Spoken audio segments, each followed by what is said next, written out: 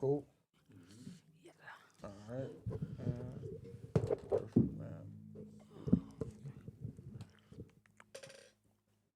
I'll let you record. I can get it from you.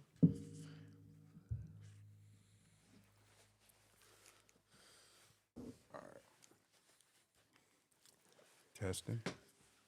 Cool. All right. You need to do some Testing. testings or we good or All right. Testing. Testing. Testing. Testing.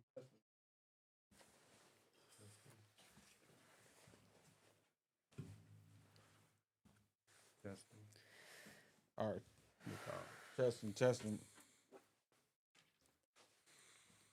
I want to make sure we record. We don't want to do it. Oh, okay. We're not hearing ourselves in the mics. Let's see. Oh, Somebody got the volume turned down. You should be able to hear yourself. testing. Testing. All right, Testing. testing. 1 2 1 2. Testing. Testing. Testing. Testing. Now. And then you Testing. also want to. Oh wait. Let's turn. Now you should really be able to hear yourself. Testing. Testing. Testing. Sound good? Testing. Yes. One, Test. two, one, Test. two. 1 2 Yes. 1 2. Okay. All yes, right. we're good. Man, what's your name? Rob. You look familiar.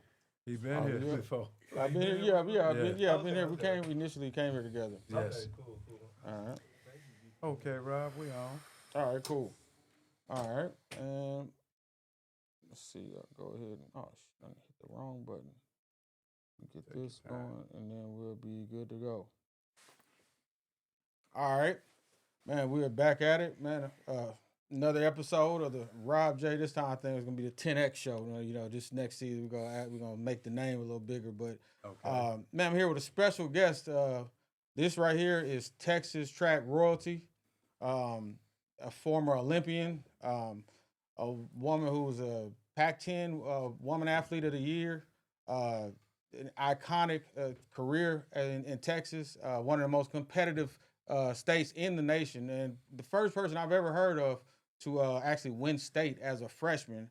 A highly accomplished and also just a very kind and super cool human being. We got the wonderful. Please help me get this right.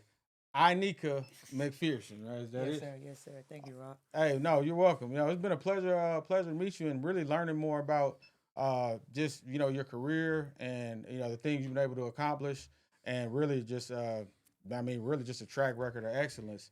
Um, one of the things I always look at when it comes to track is is it something that a person is gifted with, or they just work their butt off. Because all my friends who are track stars, I grew up with a state record holder in the 300 hurdles, Benny Brazil, the Hickman brothers.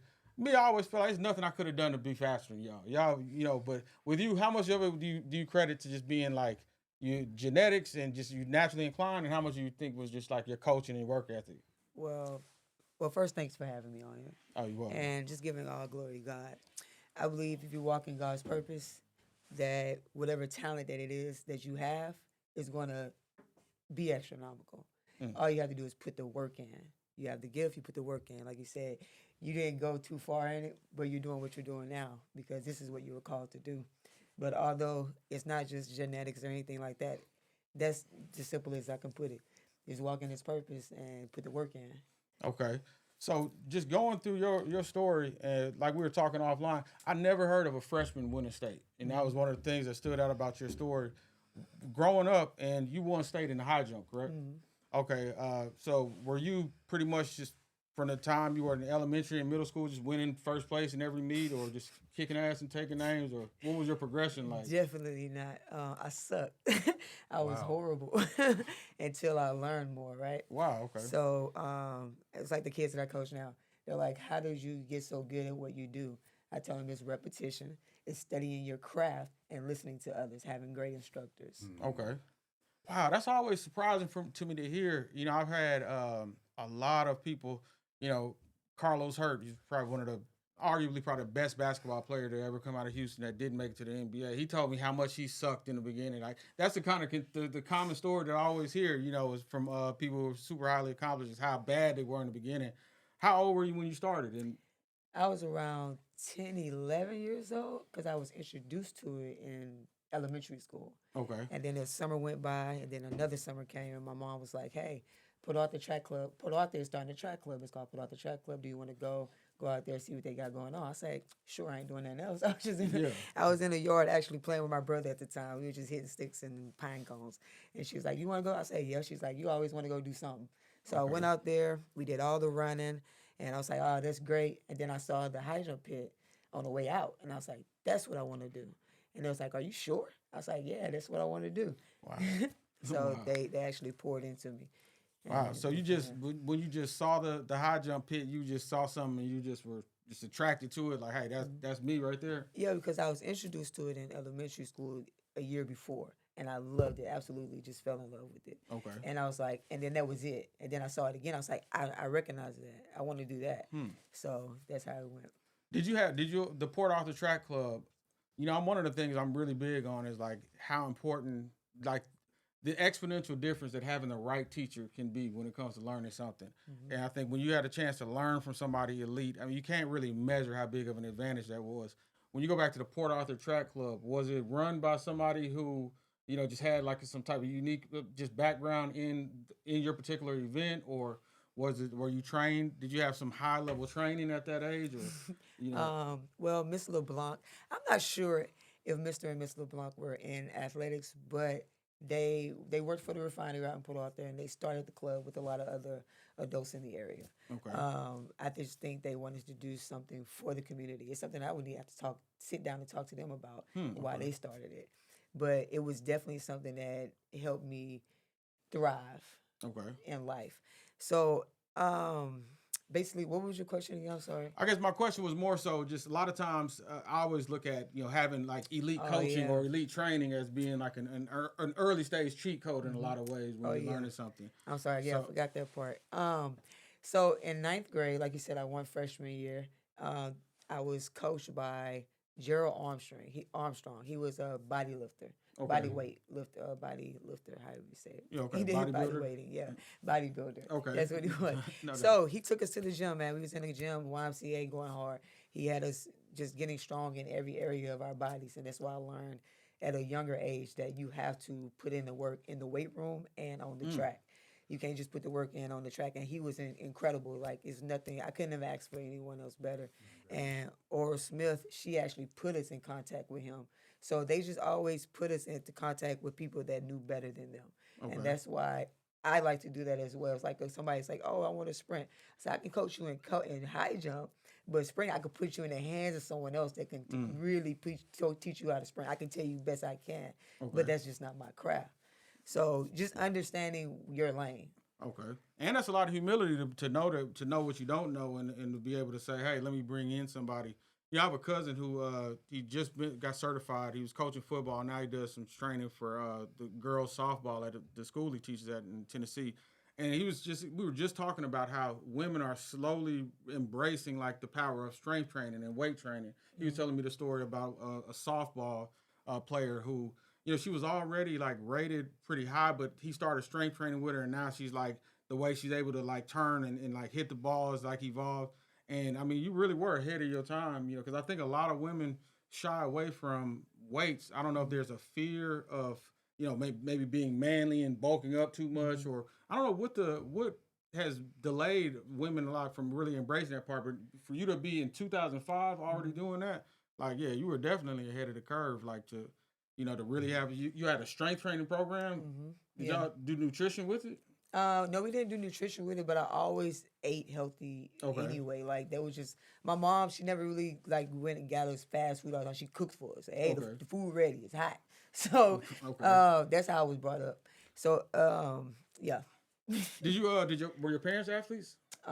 No, Well, my mom, she said she ran track in middle school. Okay. And she did dance. I did dance growing up as well. I did a lot of dance. Okay. And as far as the bulking for the women and being in the weight room, I just think they need to be introduced to it more often.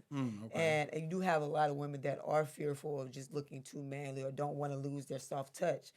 Although in the game of track and field, you have to lift weights. Don't worry about what you're looking like. Okay. If you want to succeed, you know what you have to look like. Yeah. So if you're not looking that way, that means you're not putting the work in. And there's no one's gonna be. I don't think. I just think it's an individual thing and like how the person feels in their skin. Okay.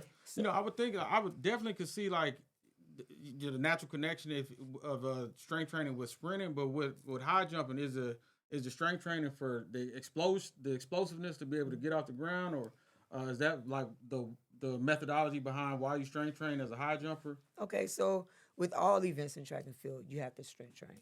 Okay. In high jump and 100 meter and a 400 meter and the shot put, you all have to be explosive. You all have to be strong. We all have to be fast. So we all have to train alike.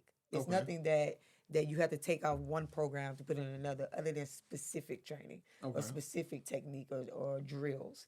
But the meat and the pudding is all good. It's always the same thing: weight room, track, nutrition, sleep, rest, focus. God number one.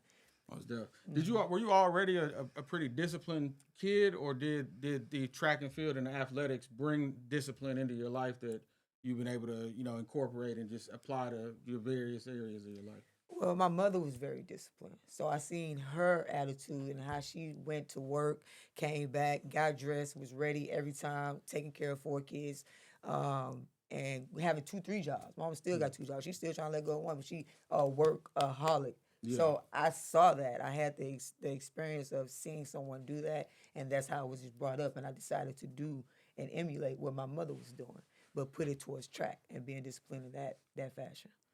Wow, that's a very. I mean, I've met it's not every day, but I've met throughout my life some of those women who just have a motor where it's like, wow, like like just they can just go. I mean, from the most mundane of professions too. It's not like it's reserved for like a lawyer or something like that. I mean, I know a young lady who was a bartender who just has her motor just doesn't stop. There's certain women that I've encountered that just have that, what it sounds like you're describing with your mother. Let me ask you this. What did it do for you, or as a young person, seeing yourself in first place? Like knowing that there's a bunch of other kids who all desired the same thing, but you were the one who achieved it. Like, what did that do for your character, your personal development, even just your confidence? Well, I feel like you win every day. If you serving God and serving His people, you win every single day. I didn't look for the win. I looked for the grace in God, and I looked for just the fun of it. I was having a good time in it, and I wanted to be the best that I could be in myself. And the win came. Wow. Okay. Wow. That's a surprising answer. That's a surprising answer. I thought you were gonna, have some type of Mamba mentality. You were there to crush, but you're saying like for you, what really fueled you was just the enthusiasm and really just the gratitude for God's grace for you to be able to do it. And I mean, were you 100% process oriented? Like, did you care about the desired particular result, or were you there like what? Oh yeah. I'd like to hear more about that. I always desired the height, the bar, raising the bar.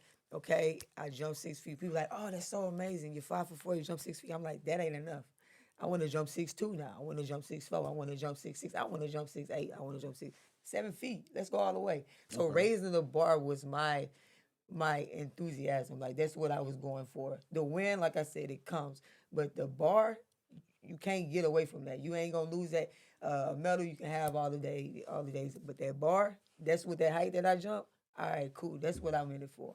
Okay. So are you a big goals person where you got a list of things you checking off the list, or how do you go about it? Do you wind up in the 2016 Olympics from something that you a vision you held on to, or was it just a brick a day and see where you go, or how do you go about your journey? Oh yeah. Definitely I was in my mind. You have to start in your mind. Start Okay. with the thought process. Start with what are you thinking about? How are you going about thinking that? And making sure it comes to fruition. So I was at the track every day before not every day, but every training session before the Olympic Games saying, I am an Olympian. I am an Olympian. I got this. So what does an Olympian look like? What does an Olympian do? How do they approach practice? How do they wake up? What do they do in the morning? What do they do at night? So I just had to live in the attitude of I'm already there. Okay, but I think you did more than just I'm already there, because I think what you described now, you actually molded out who an Olympian is. You actually became the Olympian, the character.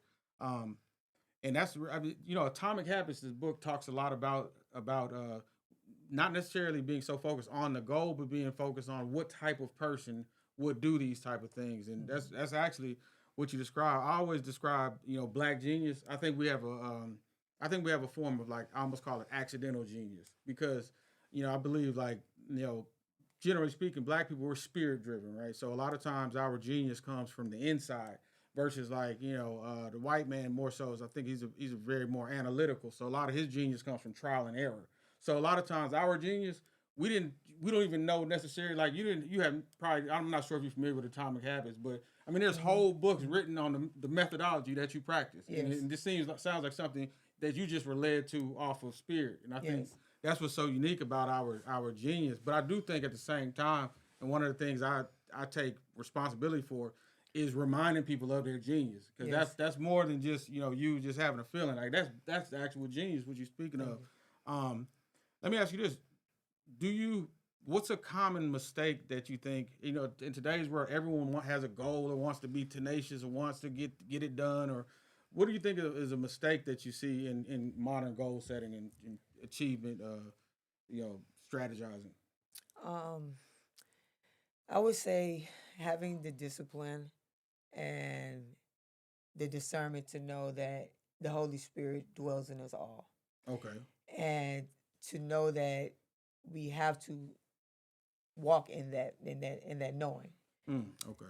So knowing that, it's just like I tell the kids: if you're gonna do something, go 100%. Don't give me a rep at 50% and you telling me you got this goal. Okay. So give me the rep at 100. I'd rather you give me the rep at 100% and rest, and then give me the rep, than give me a rep like that. You know what I mean? Okay. So just going 100%, knowing that the Holy Spirit resides in you and walking in that faith.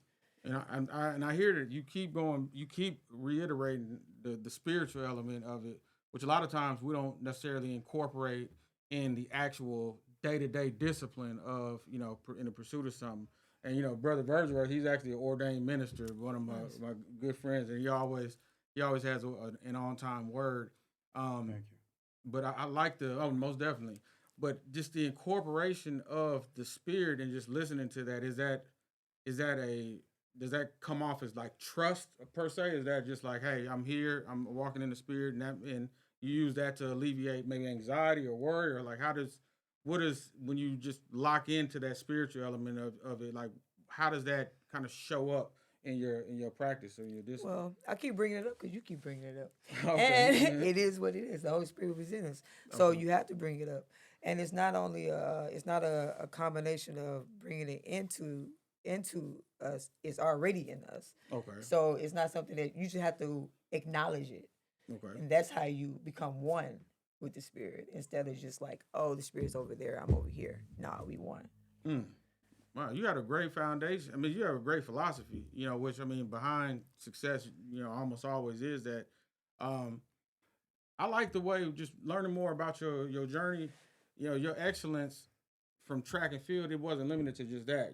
It was, you also were a high level scholar, and who performed, didn't you have almost a perfect GPA coming out of high school? Mhm. So, like, you fully utilized athletics, took the discipline, brought it to the classroom, and ultimately, was able to really strengthen your relationship with the Lord, travel, see the world.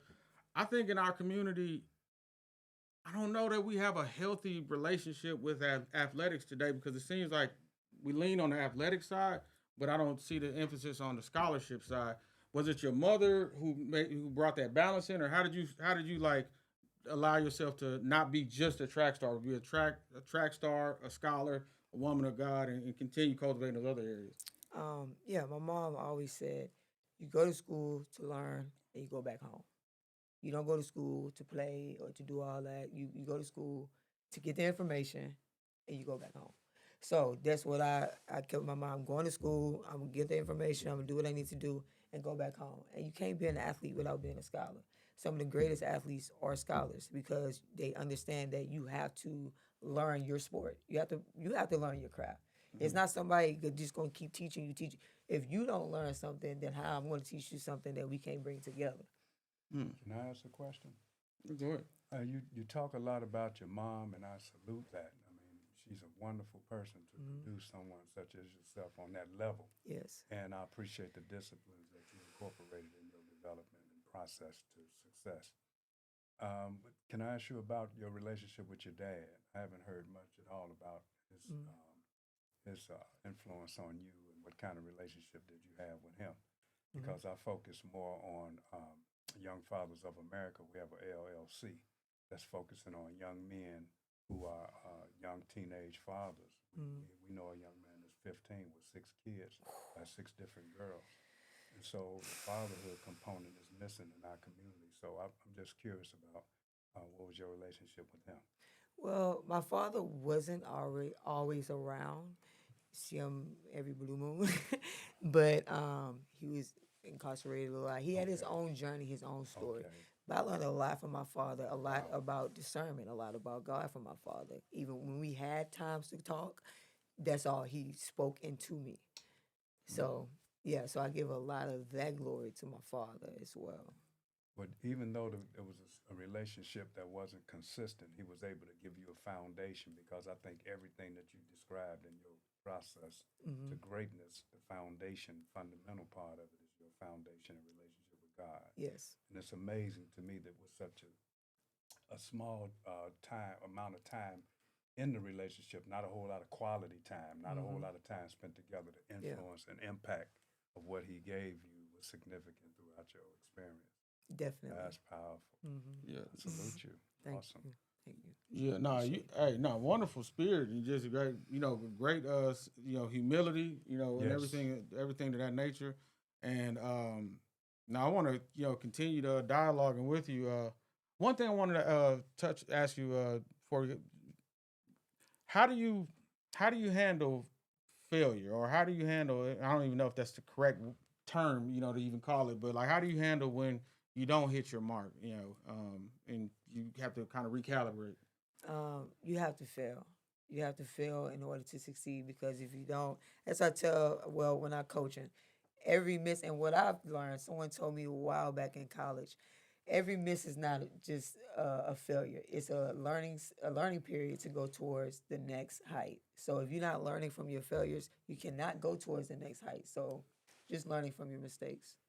No, that's real. That's definitely real. I say, for me, I had a large portion of life come very easily, almost effortless, and because it was devoid of a lot of challenge, it was hard experiencing failure. For the first time, it was really, really kind of knocked me off my square because I didn't have a healthy interpretation of what it meant. I thought it was like, oh, okay, well, I'm not, getting this done, or I'm not, and it took me a long time to not identify with failure as it's me, and see it in a healthy way. So, no, it's just interesting to hear your philosophy in regards to that. Um, what's your vision for your next chapter? I know you talk about coaching and a lot of work you do with the youth, or where you see yourself heading out. Well, my vision for my company and what I do for coaching is to go all the way. I want to build facilities. I want to have my company be global. Just Okay. helping as many people as I can, while still just growing myself. You know what I mean? So at the end of the day, whatever is supposed to happen will happen. Although that is my vision for the future, is to expand Quantum Leaps Athletics. Oh no, most definitely. And then I know we just meeting each other, but I'm a Florida A&M grad. The Rolodex is strong, so I already got a couple contacts for you. I'm gonna put you in touch with. There's a brother named Byron. He runs Okay. something called Misfit Strength. Hey man, he's a smart guy, real sharp brother. He's a Rice grad. Uh, 6'2", big old black dude, Muslim with a beard, and white folks drive all across from town to come be at the gym and be in his presence because he's just like a guy who just is so locked in, like the same spirit you have, is the same that same tenacity just to his craft, and he's like. I describe him as like a well-behaved lion, basically. And I think what you're doing with speed, that's somebody who initially jumps out. And I'll tell you some more about things I do as a web developer. Hey, we about to get some money together. We about to get some, and we about to get this word out here. We're gonna put together some training clinic. I already hollered at the Hickman brothers. Hey, how we put together a speed clinic? Or so now he told me, oh no, that's even better. High jump's a specialty. So hey, and I definitely. I feel like this is the divine appointment. And you kept speaking of the as I keep going back to as well, the spirit. I told myself I'm gonna start podcasting back in January. That was my whole plan. It was like, hey, January I'm gonna start back, and it's been a real kind of January coming up. Yeah, January coming okay. up. Yeah, so my whole plan was January. This been a definitely turbulent year, so I was like, I'm just chilling in December. And then when I seen you in 24-hour fitness, I didn't even think. I saw you and I just went straight to you, and I didn't even show you a podcast. I just said, "Hey, I'm a podcaster. We need to talk," and that was nothing but the spirit because my plan was January. I need to have the right studio. I need to have all of this, and God's plan was like, "Nah, I got somebody you need to talk to." December 7th. You know what I'm saying? And Bill. So it's been a pleasure to to have you. If you want to give any information about your business, everything, how people can get in touch with you, feel free to drop that. And I know you got to get out of here, but let's not let this be a one-time thing. I definitely want to keep building with you. Let's go. So you can reach me on IG at Inika_McPherson, and my company name is Leaps_Athletics on IG as well. So hit me on there, DM me. I'm always giving some free game, and if you want to personally train with me, you can also hit me up. Okay, and that's the same place for personal training. Mm-hmm. Either Instagram, my Instagram, or my company's Instagram. Either one. Okay. Well, hey, it was a pleasure having you. Nice. And Thank you for having me. Hey, this just the beginning. Let me get it right. You got a great handshake too. You maybe have to get mine better. But thank you so much for your time. It was a pleasure, and thank you for your philosophy, your wisdom that you shared today, because you dropped a lot of jewels and a lot of things. I think just if I could give somewhat of a recap, I'll say mainly it's just what stood out to me is your enthusiasm that you had in your craft, and you being really led by that and your spirit, and just really. You were fully present. You didn't get caught up in the what's down the road. Your whole measuring stick was always, you always described measuring yourself against yourself. You valued the sacrifice of those who came before you. I think you valued your mother's work ethic and you honored her by continuing to work, by conducting yourself in a manner in alignment with that.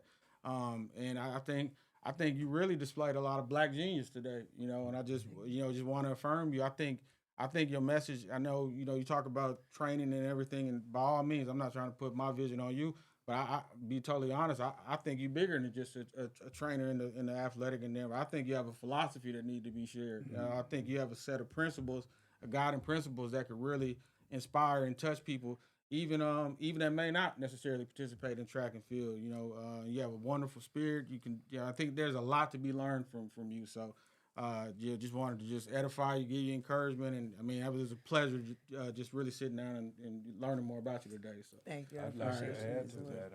What impressed me most about everything overall was well said. You know who you are.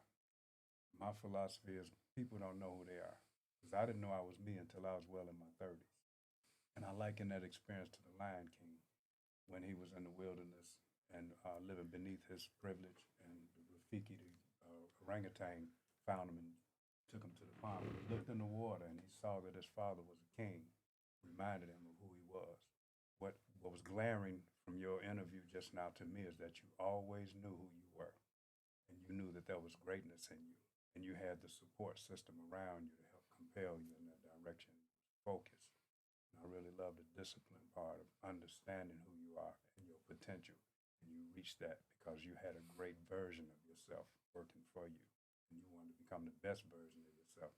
And to me, that was the motivation.